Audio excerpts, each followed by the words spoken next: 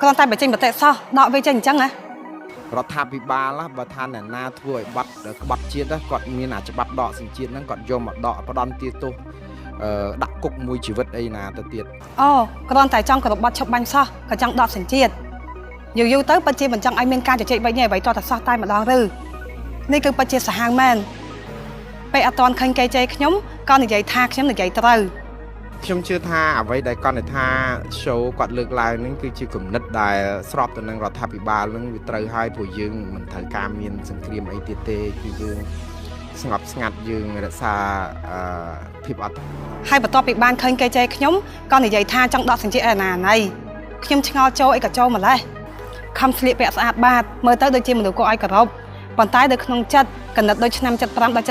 79រកតែគេចង់ជជែកវិញអីមិនបានសុទ្ធតែដកវាចេញទី1ខ្ញុំមិនមែនជាអ្នកទៅបង្ករឿងជាមួយថៃទេ